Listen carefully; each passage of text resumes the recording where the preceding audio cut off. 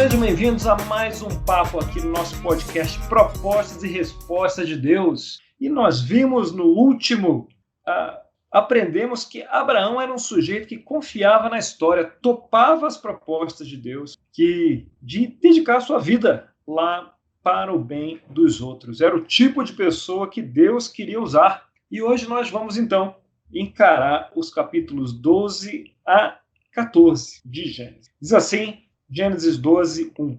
Então o Senhor disse a Abrão: saia de sua terra, do meio dos seus parentes e da casa de seu pai, e vá para a terra que eu lhe mostrarei. Por enquanto, até aí. De fora desse contexto, nós podemos não ter a dimensão de quanto isso é difícil. Deus disse a Abraão para sair da terra dele, do meio dos parentes, da casa de seu pai. Por que era difícil? É difícil sair da casa do pai? É. As pessoas saem da casa do pai hoje com quantos anos? Quando casa. 18. Depois dos 30, 18, quando casa. Você saiu com 18, Robert? 18 e 1 hora. Na hora que eu fiz 18, eu montei minhas coisas e sumi. 18 e 1 hora. Eu Às saí. vezes, nada é definitivo. Você sai, você volta. Pelo menos já vi acontecer várias vezes. Eu saí com 30. Não. Saí e voltou. O Vinícius saiu e voltou também. Eu saí e só voltei para arrumar um apartamento lá na hora de casar. Olha que eu casei tarde, com quase 23 anos. Muito bem.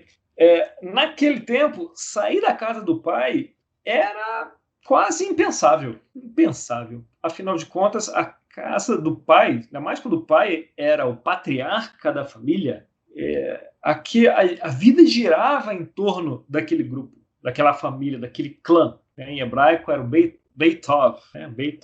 Então, a gente viu, Deus chama Abraão para sair da casa do pai, do meio dos parentes, para ir para uma terra onde ele estava mostrando a Abraão. E eu leio isso, né? Eu li isso muitas vezes pensando, beleza, está na hora, né? Abraão já está casado e tudo, é hora de sair da casa do pai mesmo. Só que essa aí é uma lente nossa, né? É uma lente da nossa cultura. A lente da cultura deles, isso simplesmente não acontecia, né? Na verdade, você só saía da casa, você não saía da casa do pai, você só saía da casa do seu pai quando seu pai morria, né? Porque aí deixava de ser a casa dele, né? Passava a ser a casa do primogênito, né? No caso aqui era Abraão. Então, seguindo a ordem natural das coisas, deixaria de ser a casa de Terá para passar a ser a casa de Abraão quando Terá viesse a falecer. Como é que Deus chegou e falou para Abraão e mostrou onde quais as terras, falou para ele sair? Como é que você imagina Deus falando para ele? Foi uma voz que ele ouviu? Pode ter sido um sonho, pode ter sido um anjo. Aqui ele não fala diretamente, né, como é que isso aconteceu, como é que foi esse diálogo. Mas Deus, de alguma forma, se comunicou com Abraão e isso foi bem claro. Mas para nós é importante entender que esse Beit Dav, e eu não sei como fala o hebraico direito disso, girava em torno desse clã, né, dessa família. No meio de seus parentes, ele tinha tios, sobrinhos, irmãos, filhos. No caso de Abraão não tinha filhos, né?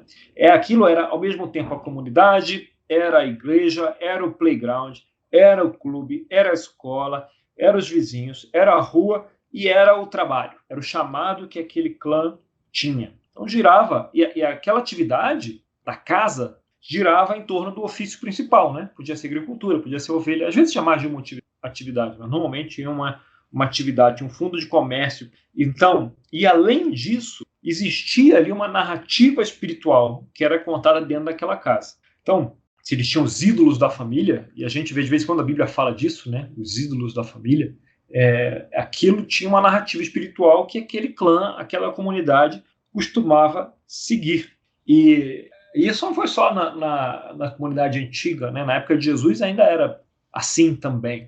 Quando você ouve, por exemplo, quando fala o carcereiro e sua família foram batizados, né? E a gente pensa, puxa, será que cada um deles creu na mensagem de Jesus e foi batizado? Cada um, e essas famílias eram grandes, né?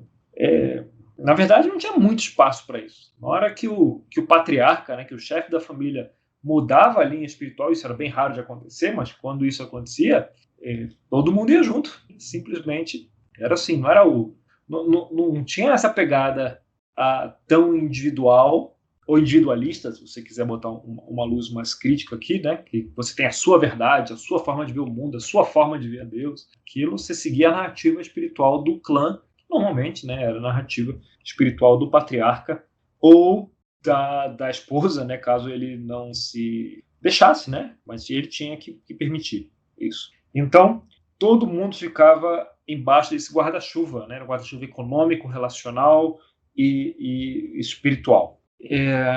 Além de tudo, é interessante que tem um Midrash que fala disso, né?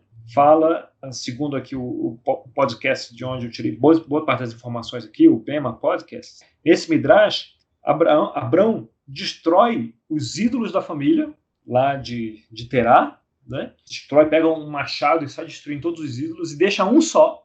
E no fim ele pega o machado e deixa na mão desse último ídolo. E aí chega a Terá e fala: o que aconteceu aqui com os ídolos e tal? E Abrão chega e fala: tá muito claro o que aconteceu. Esse ídolo aí foi lá, pegou o machado e destruiu todos os outros. E aí Terá fala que não, mas isso é um absurdo completo, porque eu fiz esses ídolos. Aí Abrão fala: então por que você se ajoelha diante deles, se dobra diante dele, antes dele sair da casa do... Então, essa é um ensino interessante, né? Do Midrash. Mas essa é a narrativa que tinha por trás dos clãs. O clã era tudo, a vida girava em torno do clã, do Beitav, né? Da casa. E essa aqui era a casa de Terá. A Bíblia não traz nenhuma indicação que houve um conflito, então provavelmente isso aqui foi conversado, né? E então Abraão sai da casa do pai. Vamos começar agora a entender por que Abrão é o pai da fé, chamado pai da fé. Ele não nasceu como pai da fé. Tudo que a gente vira Abraão fazendo, vamos ter em mente de que Abraão não está obedecendo escrituras alguma, porque não havia. Ele não está sendo direcionado por alguém, não sei, tá seguindo o chamado de Deus aqui e ali, mas não tem detalhes aí. Então, o que Abraão faz brota do coração, da convicção dele mesmo, né? Então, vamos voltar lá em Gênesis 12. Então o Senhor disse a Abraão: saia de sua terra, do meio de seus parentes, da casa de seu pai, e vá para a terra que eu lhe mostrarei. Farei de você um grande povo e o abençoarei. Tornarei famoso o seu nome, e você será uma bênção. Abençoarei os que o abençoarem, amaldiçoarei os que amaldiçoarem. Por meio de você, todos os povos da terra serão abençoados. Então, Deus chama Abraão, fala que ele será abençoado, mas ele será abençoado com um propósito, né? Qual é o propósito aqui? Qual é o propósito porque Abraão será abençoado? A glória de Deus. Muito bom. Por meio dele, todos os povos serão abençoados. Deus encontrou alguém que poderia modelar o que Deus espera, né, para a humanidade. Então, por meio dele, todo mundo seria abençoado. O plano de Deus finalmente está em andamento. Verso 4. Partiu Abrão, como lhe ordenara o Senhor, e Ló foi com ele. Abrão tinha 75 anos quando saiu de Harã. Levou sua mulher Sarai, seu sobrinho Ló, todos os bens que havia acumulado e os seus servos comprados em Harã. Partiram para a terra de Canaã e lá chegaram. Abrão atravessou a terra até o lugar do carvalho de Moré, em Siquém. Naquela época, os cananeus habitavam essa terra. O Senhor apareceu a Abrão e disse: a sua descendência darei esta terra. Abrão construiu ali um altar dedicado ao Senhor que lhe havia aparecido. Então, lembrando do prefácio, todas as vezes que havia um grupo de pessoas e elas construíam algo para quem? Em honra a quem? Em homenagem a quem? Quando elas, antes, Babel, construíram em homenagem a quem? A eles. A eles mesmo, para guardar o nome deles. E Abrão aqui, a gente vê que ele constrói um altar em honra a Deus, né? Tipo, ninguém tinha feito isso antes, né? Construído um altar em honra a Deus aqui nas Escrituras. Abraão faz isso brota do coração dele. Ele constrói uma torre não para ele, mas para Adonai. Ou seja, o nome que ele está perpetuando não é o nome dele, é o nome de Deus. E está compatível, né, com o último papo que a gente teve, né, quando ele deixa Naor escolher, quando ele casa com uma mulher que era estéril, né? Ele não está preocupado com ele. Então, a promessa que Deus faz para ele é a promessa de Deus, e Abrão leva muito a sério, e é o nome dele, de que importa para ele. Isso sai do coração dele, né? Ele não está seguindo nenhuma escritura aqui. Na verdade, ele está modelando a escritura, né? Verso 8. Dali prosseguiu em direção às colinas a leste de Betel. onde armou acampamento, tendo Betel a oeste e Ai a leste. Construiu ali um altar dedicado ao Senhor e invocou o nome do Senhor. Depois Abrão partiu e prosseguiu em direção ao Negueb. Houve fome naquela terra, e Abrão desceu ao Egito para ali viver algum tempo, pois a fome era rigorosa. Muito bem. As secas naquela região são recorrentes, né? A gente esteve lá, né, querida? É um deserto. Um clima, o chão, né? A terra toda ressecada, pedregosa, né? Pedregosa, ressecada. Às vezes a gente tem em mente os desertos, né? As imagens do Saara, aquelas dunas. Mas lá já não tem duna, não. Tem pedra. Pedra para tudo que é lado. Pedra, montanha, pedra, desfiladeiro, pedra. Às vezes eu lembrava da parábola do bom samaritano, né? Quando o cara é assaltado, eu imaginava o assaltante saindo atrás de uma árvore, sabe? De um arbusto, o que era basicamente impossível ali. Que ele pode sair do lado de um vão de uma pedra, né? Mas de uma árvore definitivamente não era. Ele estava escondido. Muito bem. Aqui você tem um momento de fome, né? E sempre que tinha fome naquela terra, que secava tudo, aonde que eles lembravam que, independente da seca, ia ter água, ia ter terra fértil, ia ter fruto, ia ter cebola e alho poró? No Egito, no delta do Nilo, sempre alaga, e sempre inunda, e sempre irriga as terras, permitindo que lá tivesse comida e água. Sempre havia água e comida lá. E a gente está vendo aqui Abrão, e parece aqui Abrão incrível, né? Está tudo indo bem. Mas, de repente, ele resolve ir para o Egito, nesse período de fome. A gente não sabe a intensidade da fome, mas foi o suficiente para mover Abrão um pouquinho distante do chamado para onde Deus tinha mandado, né? Deus tinha mandado ele lá para Canaã, mas nesse momento ele resolve ir para o Egito. E todo mundo que está nessa estrada há algum tempo sabe que, eventualmente, existe uma certa tensão entre a fé e a responsabilidade. Então, muitos filmes exploram isso.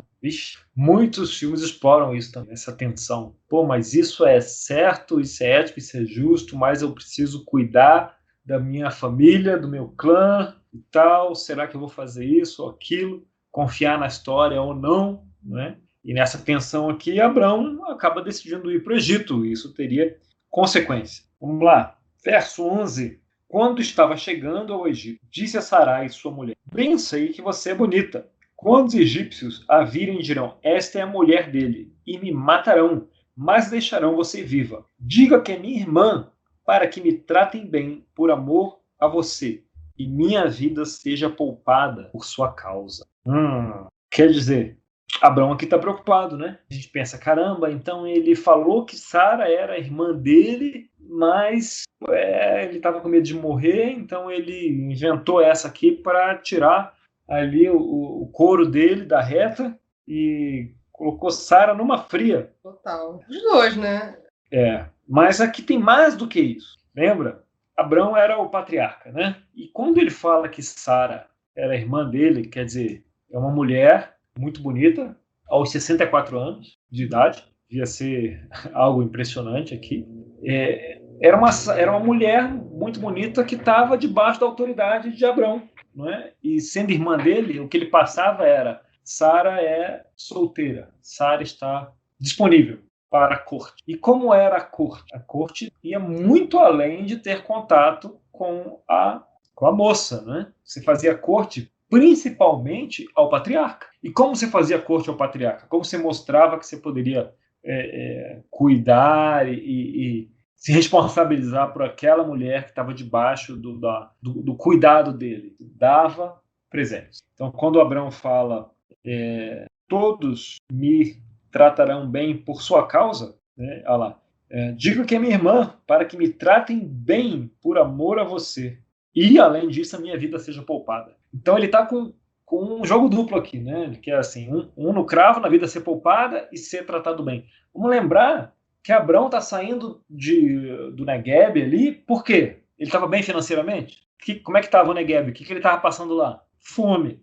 Ou seja, ele vai para o Egito quebrado, né? E aí ele pensa, cara, eu vou para o Egito, lá tem comida, mas virem, você pode querer matar e ficar contigo, mas, se for seu marido, mas se não for, olha só, a gente ganha dos dois lados, né? Por um lado, não vão me matar, e por outro lado, vão me tratar bem. e a gente está quebrado.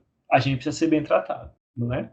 E olha só como é que o plano dele caminha. 14. Quando Abrão chegou ao Egito, viram os egípcios que o Sarai era uma mulher muito bonita. Parabéns, deu certo, Abrão. 15. Vendo-a, os homens da corte do faraó a elogiaram diante do faraó, e ela foi levada ao seu palácio. Ele tratou bem Arão por causa dela, Abrão. E Abrão recebeu ovelhas e bois, jumentos e jumentas, servos e servas e camelos. Quer dizer, num sentido deu certo, né? Porque Abrão foi bem tratado. Ele ganhou um monte de coisa. Servo, serva, camelo, camela, não fala camelo aqui, jumento, jumentas, tudo aqui ele ganha. Só que tinha, no plano de Abrão, eu acho que ele não imaginava que ele ia receber a corte do faraó. Porque se tinha uma pessoa que não precisava da autorização de Abrão para escolher uma esposa, era o faraó. Ele poderia escolher mesmo saber que ela era a esposa do Abraão? Não, mas ele não sabia. Não, se ele soubesse. Se ele soubesse, ele não poderia. Podia até matar Abrão, mas não poderia escolher. Então, a única pessoa lá do Egito, aparentemente, né, que não precisava pedir, porque o faraó não precisa pedir, ele pega o que ele quer, era ele, né, era o próprio faraó, rei do Egito. E aí o faraó cumpre a parte, né, ele faz a corte, né, dá um monte de coisa, presentes dignos de um faraó mesmo para Abrão, mas ele não pergunta nada. Ele vai e pega Sarai. Quer dizer, o plano deu certo, mas não deu certo, porque imagino que Abrão estava querendo receber a corte, os presentes, e ali, em algum momento que ele não estava mais quebrado, se pirulitar do Egito, se mandar de lá levando os presentes, né? Mas o plano dá errado, porque o faraó não precisa perguntar nada. Muito bem. 17. Mas o Senhor puniu o faraó e sua corte com graves doenças por causa de Sarai, mulher de Abrão. Por isso o faraó mandou chamar Abrão e disse: o que você fez comigo? Por que não me falou que ela era sua mulher? Por que me disse que era sua irmã? Foi por isso que eu a tomei para ser minha mulher. Aí está sua mulher, tome-a e vá. A seguir o faraó deu ordens para que providenciassem o necessário para que Abrão partisse com sua mulher e tudo que possuía. Então, o faraó percebe aonde ele se meteu e manda Abrão embora. Então você vê aqui que, num sentido, no fim das contas, meio que funcionou, mas de uma forma muito torta, né? Não era isso que Abrão tinha imaginado, como é que o plano dele correria, né? Ele precisou do socorro direto aí de Deus para conseguir sair desse buraco que ele se meteu. E aqui você vê Abrão passando por uma experiência um tanto traumática, né? Traumatizante. Ele pisou na bola, evidentemente. Pisou na bola. Teve uma consequência, se não fosse intervenção direta de Deus, ia ter consequências bem graves, mais graves ainda, aqui. E qual é o Abrão que sai? Qual é o Abrão que sai disso, dessa experiência? Vamos ver aqui no capítulo 13, versos. Ló, que acompanhava Abrão, também possuía rebanhos em tendas. Agora eles estavam ricos, né? Também possuía rebanhos em tendas. E não podiam morar os dois juntos na mesma região, porque possuíam tantos bens que a terra não podia sustentá-los. Por isso, surgiu uma desavença entre os pastores dos rebanhos de Abrão e os de Ló. Nessa época, os cananeus, os ferezeus, habitavam aquela terra. Então, Abrão disse a Ló: não haja desavença entre mim e você, ou entre os seus pastores e os meus. Afinal, somos irmãos. Aí está a terra diante de você.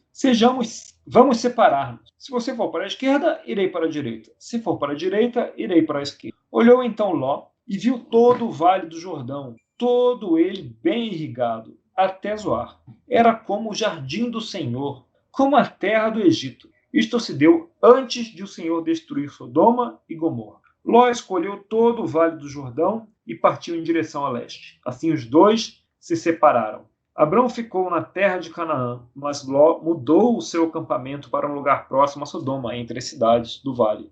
Ora, os homens de Sodoma eram extremamente perversos e pecadores contra o Senhor. Então, o que será que Abrão aprendeu? Primeiro uma pergunta: por que será que Abrão trouxe Ló com ele? Ele tinha saído da casa do pai, ele e Sara. Mas por que levar Ló? Por que chamar Ló para ir com ele? Alguma sugestão? Por que Abrão chamou Ló? Eles tinham uma boa amizade, iam bater papo no caminho. Eles eram amigos, iam ficar ouvindo música juntos, compartilhar playlists nos camelos. Jogar xadrez. Jogar xadrez de beduínos. Acho que era uma companhia. Companhia. Tudo bem, tá bem. Sarai era estéreo. Sarai era estéreo. Opa, uma questão aí também.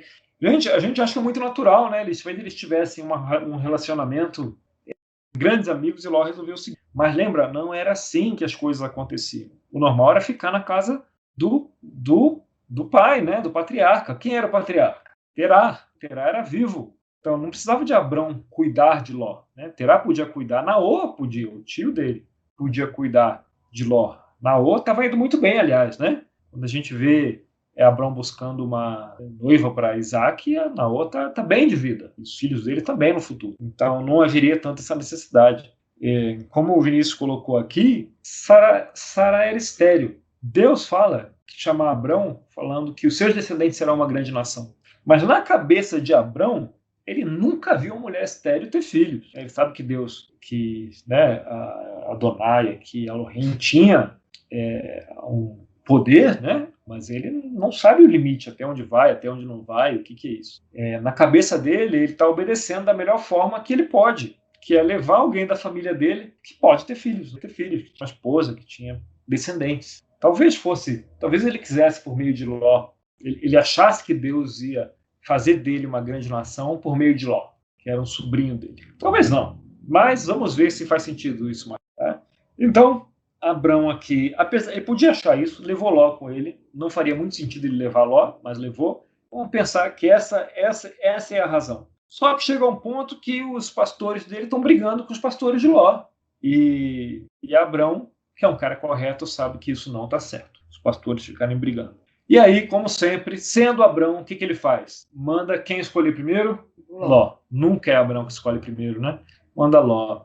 E Ló olha para o vale, para aquele vale fértil, não na terra de Canaã, né? Na outra terra, se você reparar, ele viu que o vale era fértil. Até lembra a mesma forma que Eva viu o fruto, né? Viu como o fruto era agradável ao paladar. E Ló acaba escolhendo o vale aqui. E curioso, né? Já que Abrão leva Ló com ele, talvez pela companhia, mas mais possivelmente pela descendência. Mas chega a esse ponto que Abrão deixa Ló partir, né? Ló que deixa a casa de Abrão, vai começar sua própria casa.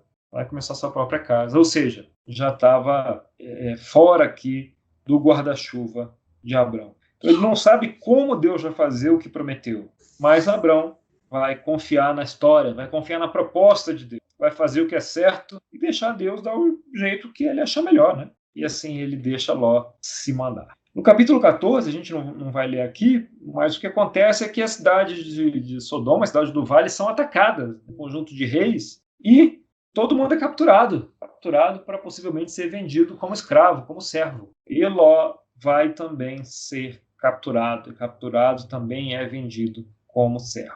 E nessa hora, o que acontece?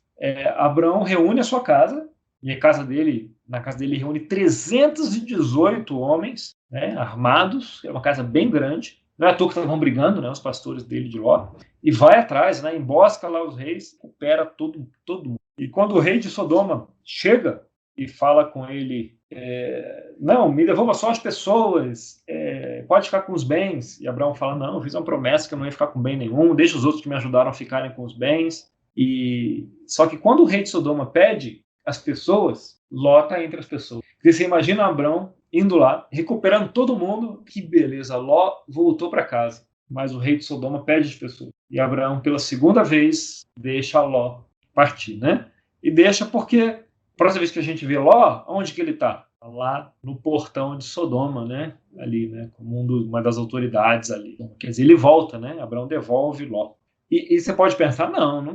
Eu continuo achando que Ló estava com Abrão porque ele gostava de Abrão, os caras eram assim, um e carne e tal. Depois lá, que Arã era aquele sobrinho predileto, só que ele não tinha filho, eles eram coladões e tal. Mas, se você vir aqui em Gênesis 15, no verso 3, quando Deus...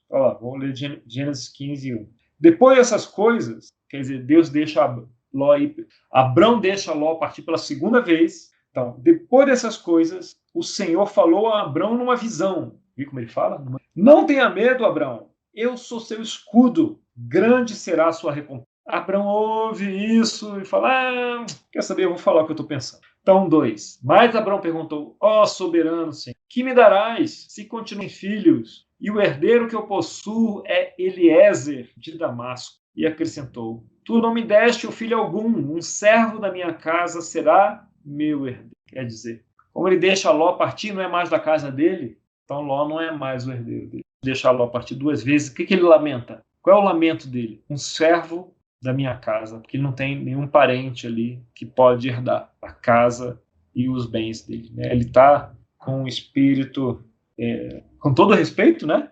Mas está lamentando. E está lamentando para a pessoa certa, né? Está lamentando para Deus, né?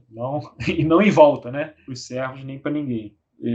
Mas o que lhe pesa o coração? Não tem o herdeiro. Meu herdeiro é Eliezer de Damasco. Ele deixa. Ele tinha trazido Ló provavelmente para isso, para ser o herdeiro dele, para continuar o clã dele. Mas depois de deixar Ló partir 2 vezes, ele está sem herdeiro, né? E esse é o lamento que ele faz. Por quê? Abrão faz o que ele acha certo, faz o que ele acha justo, cumpre os combinados, mesmo em prejuízo próprio, né? mesmo em prejuízo para os próprios interesses. E Deus vai continuar construindo, né? Trabalhando com Abrão, trabalhando nessa parceria e trabalhando no caráter de Abrão. Né? Abrão eventualmente vai se tornar Abraão e vai se tornar o pai da fé. Ele continua seguindo os princípios dele, de confiar na história. Ainda que ele fique inseguro, né? E ainda que ele lamente aqui e ali. Mas você vê um Abrão que saiu do trauma de Sara, é um Abrão mais maduro. É um Abrão que não tenta resolver a história com as próprias mãos. Né? Ele volta a confiar na história, deixando Ló partir 2 vezes. Ele aprende e sai um coração mais suave do trauma e não menos suave do trauma que ele passa. Quando ele gosta, me darás tu sem filhos, e o herdeiro que possuo é Eliezer de Damasco. Eliezer era o empregado sênior dele, provavelmente era o gerente geral lá da casa dele. Quando você não tem um descendente, quem vai herdar é o seu empregado mais antigo, mais importante. O cara que sabe como funciona a casa para poder organizar ela. Então, sem descendentes, alguém precisa tocar a casa, né? Quem tivesse o respeito dos outros, e esse cara era o Eliezer. E você aguentou bem até a metade. Uma das coisas que eu gosto bastante nessa escritura são os paralelos, né, que ele tem com a introdução de Gênesis, né? Introdução não, o prólogo, né? Esqueci o nome que a gente dá para os 11 primeiros capítulos. Esqueci o nome que a gente dá para o prefácio? Prefácio, exatamente. Porque tem aquela parte, né, do tipo, não, ele faz um altar, quando ele coloca as pedras, né, ele faz uma espécie de torre, ele não faz para si mesmo, ele faz para Deus. Aí tem que todo mundo, o pessoal tá viajando para o leste e se estabelecendo, né? Se você for pegar no mapa, Abrão tava viajando para o oeste e continuando viajando, ele nunca para. Quando ele tá quando os pastores começam a brigar, né? Lembra 2 pessoas brigando no campo remetem, né? Caim e Abel. E ele sempre parece que Abraão tá fazendo uma espécie de redenção, né? Do prefácio, tá mostrando tipo, não, aquilo foi como aconteceu. Assim quando a gente confia na história, né? Interessante, né? Caim e Abel foram para o campo e tiveram uma discussão que terminou muito mal. Agora você tem os pastores de Ló e de Abrão indo para o campo, discutindo, brigando, e Abrão fala, então, escolha. Se você for para a direita, eu vou para a esquerda. Se for para a esquerda, eu vou para a direita. Não vamos brigar, não é certo que nós briguemos. Porque somos irmãos, né? Irmãos brigando no campo. É verdade, ele fala isso. Não é bom que briguemos, porque somos irmãos. E você vê que ele chama Ló de irmão. A Ló era irmão dele? Ló era o quê? Sobrinho, mas ele chama Ló de irmão. Essa é a palavra em hebraico, ela aceita isso, né? É parente próximo, mas pode significar irmão. Então, quando ele fala que Sara, que também possivelmente era sobrinha, né? Como a gente viu, chama Sara de irmã, tecnicamente Não é uma mentira. Tecnicamente está certo. A palavra hebraico aceita isso. Sara ela se encaixa também nessa palavra que pode significar irmã. Mas a intenção era justamente dissimular, né? Não tinha nenhuma intenção pura aí, era uma intenção de mentir mesmo. Sim, sem dúvida. Não é para tirar, não está querendo salvar o pescoço de Abraão aqui. Mas, entende quando às vezes a gente fala assim, não, mas tecnicamente está certo, eu não menti. Se você usa a palavra com uma intenção de enganar, né, como Abraão, que realmente existe uma mentira, né, aqui por trás. Então, total. Só para não confundir os pecados, né? Ele não foi exatamente mentir o pecado dele. O problema foi ele querer tirar vantagem dos egípcios. Ele mentiu. Claramente ele mentiu. Não, ele não mentiu claramente. Ele enganou. Ele se fez de. Saiu do papel de esposo dela. Ou seja, ele quis passar a perna. A mensagem de que eu não sou esposo dela, sou irmão, eu sou só parente de sangue. Quis passar a perna nos egípcios. Realmente foi errado aqui. Independente do nome técnico que você dê, essa mentira, engano, foi errado. Não deveria ter feito isso, embora pudesse chamar Sara de irmã. E, gente, às vezes a gente vê isso e fala, pô, mas esse negócio de tradução, tudo se explica com problema de tradução. A gente falou várias vezes que o hebraico aceita isso, aceita aquilo, né? E olha, a gente vai continuar falando isso, que o hebraico aceita isso, aceita aquilo, nesse caso. A nova NVI em inglês até fala, em vez de falar irmão, fala parente próximo, né? Mas a palavra aceita irmão também. Por que acontece tanto isso do hebraico? A explicação é muito simples. O hebraico, esse hebraico que a gente estuda aqui, ele tinha aproximadamente 8.000 palavras, pouco mais de 8.000 palavras. As línguas modernas, português, espanhol, inglês, têm centenas de milhares de palavras. O português tem um dicionarizado lá 400.000 palavras. O espanhol formal tem quase 100.000 palavras. O inglês, mais ainda do que o português. Então, o hebraico 8 significa que eles usam uma palavra para um monte de coisa, não é? Porque tem menos palavras. Então, a gente tem palavras mais precisas, que a língua está mais... Uma língua moderna tem mais palavras mesmo, né? Amadureceu e tal. Lembrando que o hebraico tornou-se uma língua extinta por muito tempo, né? Ela foi ressuscitada como com o Estado de Israel, né? Nas últimas décadas. A única língua extinta, morta, na verdade, né? Uma língua morta, que voltou a ser uma língua usada, uma língua viva. Então, é por isso. Então, por isso que os tradutores têm tanta dificuldade. Não é má vontade, não é vontade de manipular. É porque você imagina uma pintura que usa um pincel largo, sabe? Pincel largo. E aí você vai pintar um quadro, alguma coisa, mas o seu pincel é largo. Um pincel largão, 10 centímetros com as cerdas. E aí você vai pintar daquele jeito. E aí o tradutor pega aquilo que está pintado com um pincel largo e ele tem um pincel muito mais preciso, tá? De meio centímetro. Então ele vai pegar aquele quadro pintado com um pincel largão e vai usar um pincel pequenininho para traduzir. E aí ele fala, isso aqui quer dizer isso, mas podia querer dizer 1, 2, 3, 4, 5. Porque esses 5 pinceladas cabem naquele pincel grandão. Então, esse é o esforço que os tradutores do hebraico fazem, né? E aí eles têm que pegar pelo contexto, o que quer dizer, e aí por isso que é cheio de asterisco. Olha, pode querer dizer isso, pode querer dizer aquilo. Né? Não é fácil, não. E aí continua evoluindo a interpretação, não é fácil, não. O grego do Novo Testamento é bem mais fácil. E mesmo assim, dá margem, dá pano para manga, né? E é bem mais fácil, bem mais preciso. E tem muito mais proximidade. O grego, o português compartilha 7, 8 mil radicais. Só o que o português compartilha de radicais com o grego todas as palavras. Então, realmente, você tem muito mais facilidade de traduzir do grego do que de traduzir do hebraico. Eu falo, não, você está apelando, não é possível que isso queria dizer tanta coisa. Não, é o que era. Além da proximidade do contexto, né? A nossa visão de mundo hoje, ela é muito parecida com os helênicos. Basicamente, a gente é descendente do helenismo. Sim, a nossa cultura, ela é um neto. Culturalmente, não é nem tão distante, né? Neto, bisneto, no máximo, do helenismo. Agora, dos patriarcas principalmente, não dá para... É um absurdo casar com o sobrinho.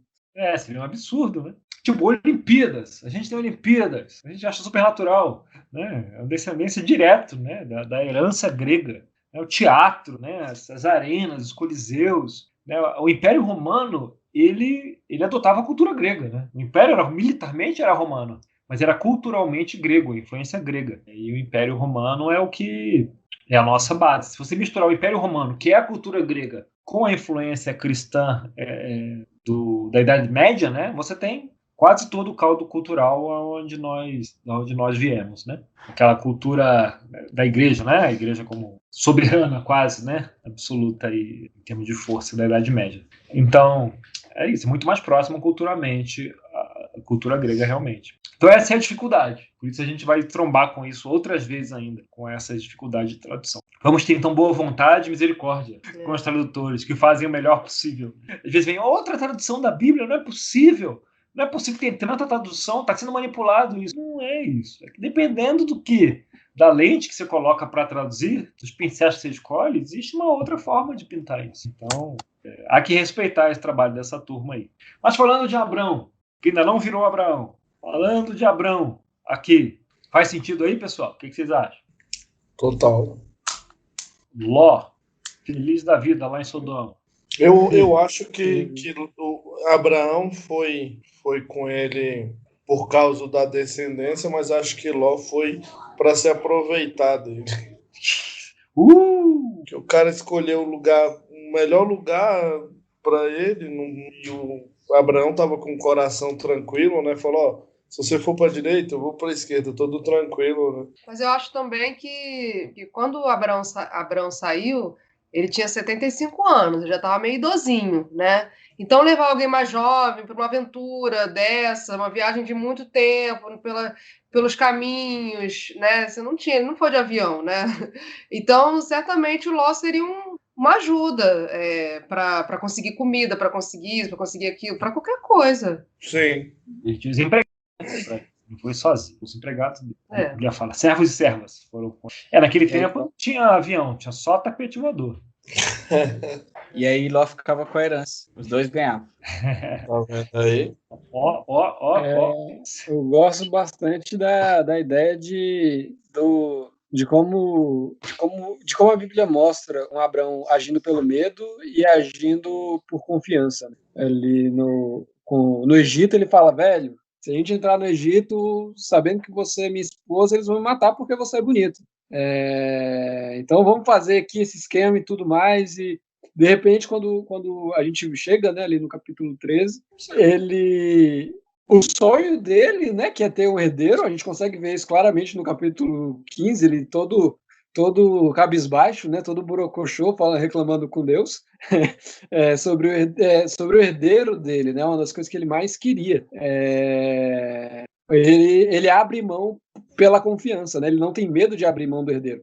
Nem na segunda vez, onde ele enfrenta um exército inteiro para poder resgatar Ló, né, para poder salvar a vida de Ló. Assim que o rei pede os servos, né, ele fala, bom, eu não vou criar casa por causa disso, você quer os servos, aparentemente não é para eu estar com Ló mesmo, não. E aí ele abre mão, então consigo ver essa confiança, né, ele confiando, saindo, desistindo do medo dele para confiar em Deus sobre o que vai acontecer no futuro. Eu vi muito a história, assim, né? Esse resumão que o Vini, que vocês falaram aí, eu vi num livro que eu li, acho que é Temperamentos Transformados, que aí fala, né, dele antes e depois da transformação, né? De Abrão como fleumático. Isso. E aí ele mostra como o caráter dele foi transformado depois de... Aí vem, né, a gente coloca... Aí eu consigo colocar agora o momento, né, que foi ali no Egito, né? Uma decisão dele, depois de ter passado por aquilo, ter tipo, confiar, né? Falar assim, agora eu vou confiar e ponto final. Vou parar de usar o instinto, que aí vem a ligação do que o Vini falou mais cedo a respeito de Caim e Abel, né? Que se tivesse feito, se Adão e Eva tivessem confiado em Deus, não teria acontecido. Se Caim e Abel não tivesse confiado, se tivesse confiado nesse coração dele, tivesse disposto a ouvir, né? Talvez isso teria acontecido, né? Tinha mudado o trajeto o curso da história. Assim, né? Para a gente entender que está sempre ligado a gente voltar para Deus, né? E confiar, né? Muito bom, exato. Você vê que Abrão vai sendo trabalhado, né? Até para eventualmente daqui a algumas décadas ele, quando Deus pede Isaac, ele vai estar pronto para confiar. E agora ele ainda não estava, né? Está trabalhando. A mulher, ele mentiu, está pronto para entregar o filho. Imagina, né? Sabia, né? Ninguém sabia que essa prova ia vir. Não. Vem de uma construção de caráter e de decisão, né? Ainda bem que a gente não sabe quais provas vão vir, né? Como é que é, Daniel? Ainda bem que a gente não sabe que provas vão vir no futuro. A gente vai ficar doido. Você tá doido? Imagina, ó, daqui 15 anos, cara, eu vou matar teu filho. Tu é doido. Rapaz, eu nem acho que eu vou ter um filho, já tá falando que ele vai morrer. Verdade. Esse é o papo de hoje. Então, muito obrigado e vamos encerrar aqui.